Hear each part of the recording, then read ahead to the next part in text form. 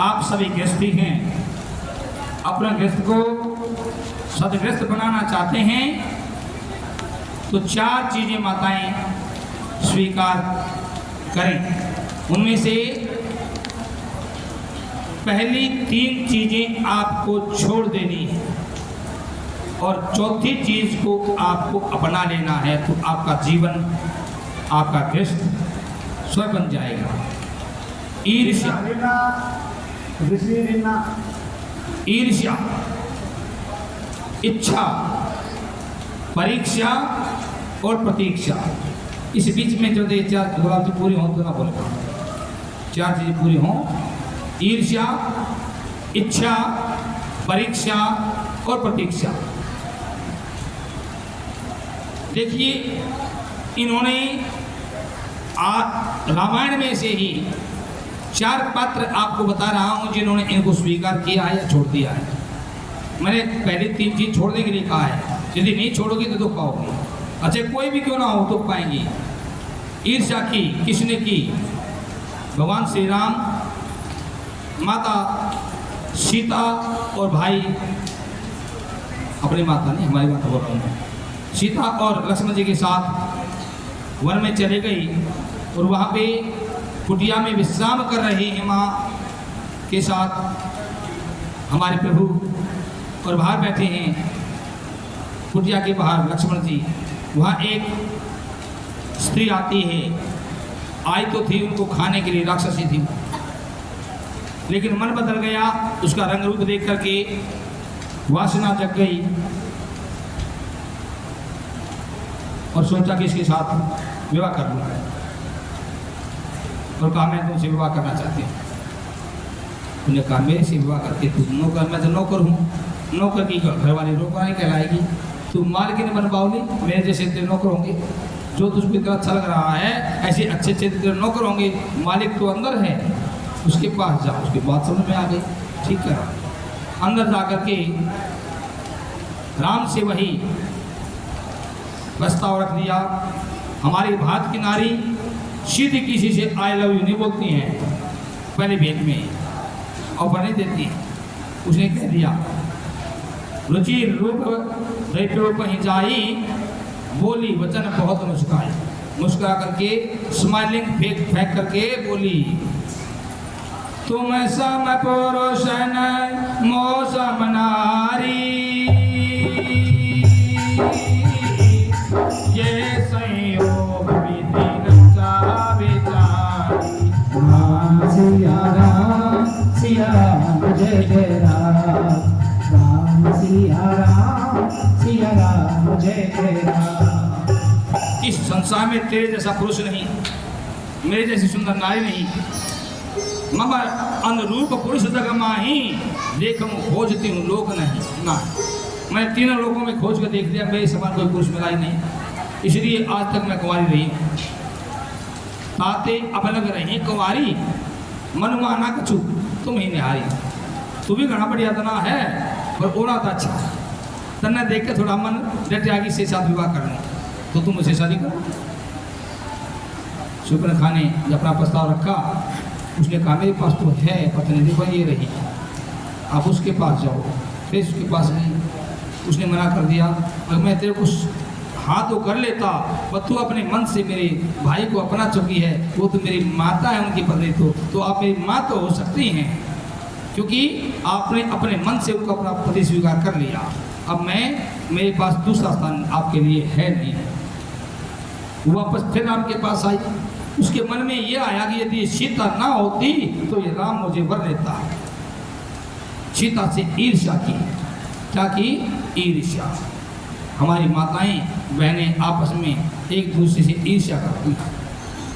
घरा बसी लोग एक दूसरे देखे का भी शांति होया करे, देखे कि भी सीधा घोषे पर घरा बसी की बोलिया, दुनिया कहती है हो मेरे किसी की बोलिया, घरा बसती हो दूसरी लोगाई शोभा नहीं लोगाई।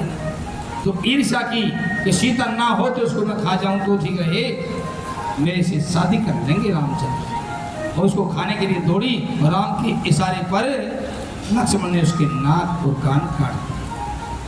नाक कटना लेकिन नाक वैसे तो जो सिर काट दे, लेकिन नाक कटना बहुत बड़ी बेइज्जती, अपराध, बहुत बड़ा निंदा मानी जाती है। इससे निंदनीय कोई कर्म नहीं। और तो क्या, यदि खेत में लावणी करते हो ना, जब भी नहीं होगा सासू का नाक, तो सासू का नाक काट दिया भाई, कहते हैं ना, यदि लेडीज झूलती हैं पींग गाल के, तो सासू का नाक तोड़ जाएगी।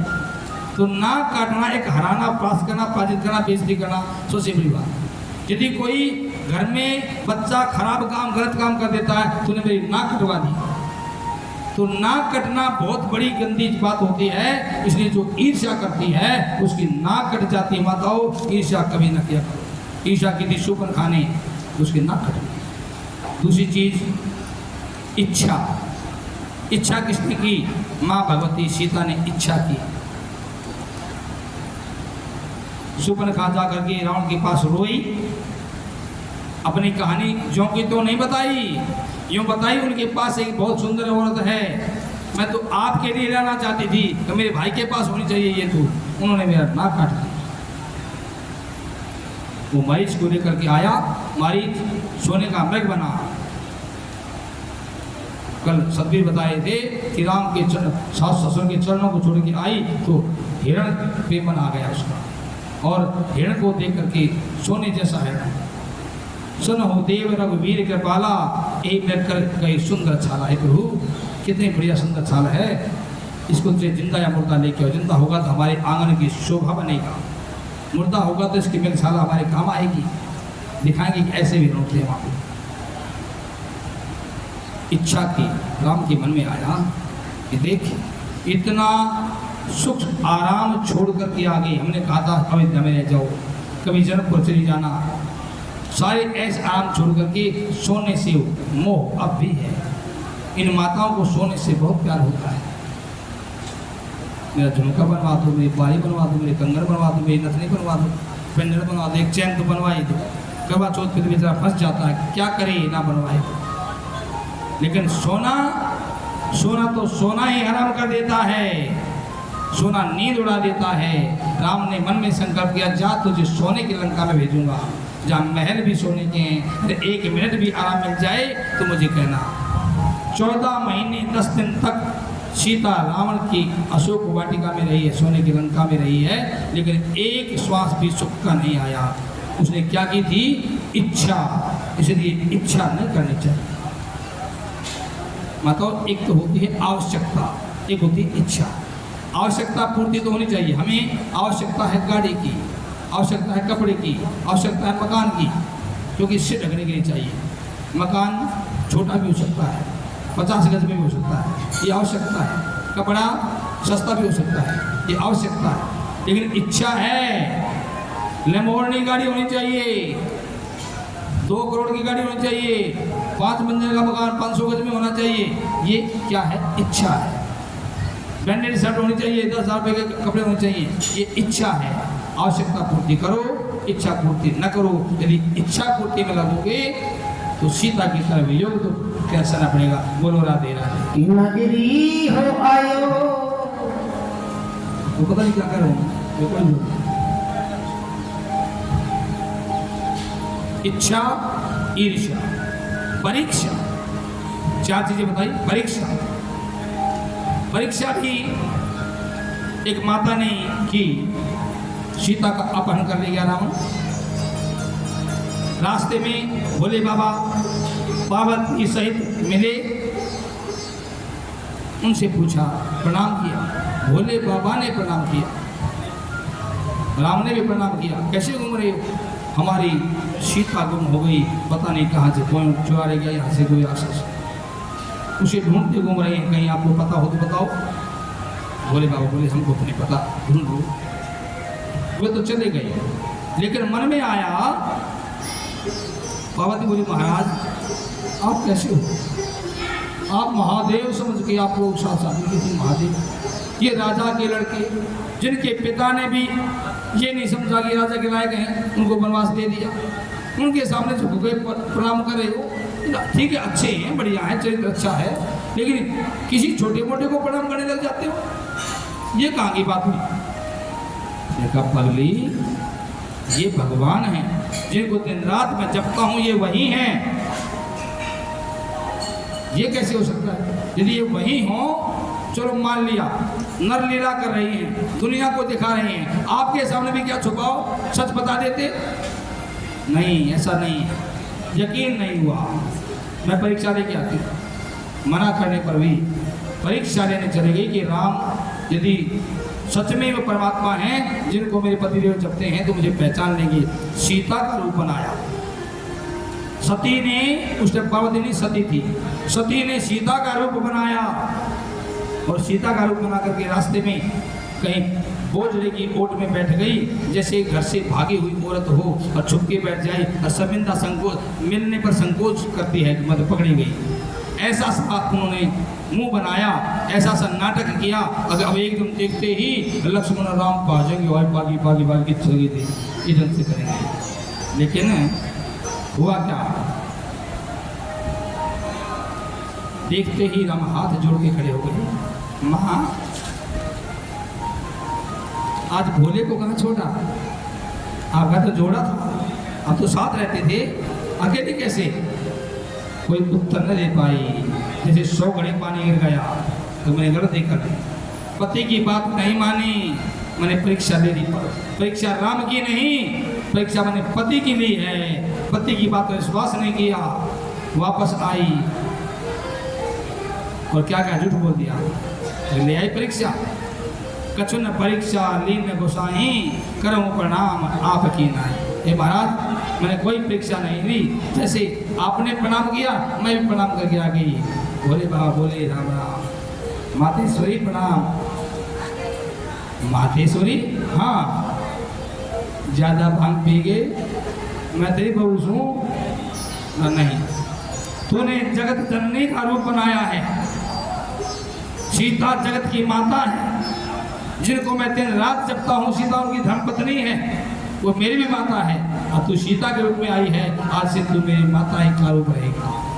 ये परीक्षा लेने का प्रभाव, परीक्षा लेने का फल, परिणाम प्राप्त हुआ माँ सती को। इसलिए पति की परीक्षा न लीजिए, ईर्ष्या भी ना कीजिए, इच्छा भी ना कीजिए और पति की परीक्षा भी न लीजिए। चौथी चीज स्वीकार करने के लिए जो कहा था, 3 चीज छोड़ देनी है। ये रामायण का सार बता दिया आपको, सही रामायण ना सुना करके। प्रतीक्षा माना, प्रतीक्षा का मतलब, प्रतीक्षा का मतलब होता है इंतजार, बाट देखना, ध्यावस रखना। इससे बढ़िया और क्या बताऊं?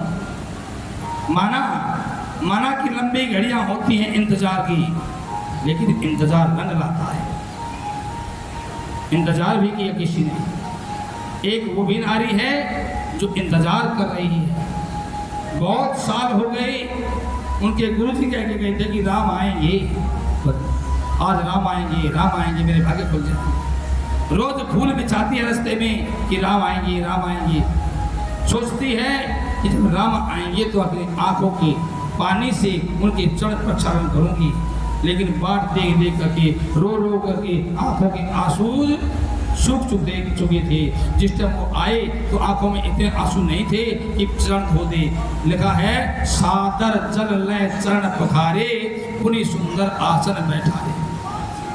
जल लेकर के चरण पखारे हैं। आज वो दिन आ गया। मुझसे आज बहुत बढ़िया गीत चला हुआ है, मेरी कुटिया के भाग आज खुल जाए। कौन थी ये? शबरी, भीरणी, जिन्होंने प्रतीक्षा की, इंतजार किया तो भगवान आए, उनको नवता भक्ति सुनाई और अपने सामने ही उनकी परम गति करा करके फिर आगे बढ़े। बोलो राधे राधे। इसलिए इन 4 चीजों में से ईर्ष्या, इच्छा और परीक्षा छोड़ करके यदि परीक्षा को आप स्वीकार कर लेंगे तो आपका जीवन, आपका घर स्वर्ग बन जाएगा। अब हम करते हैं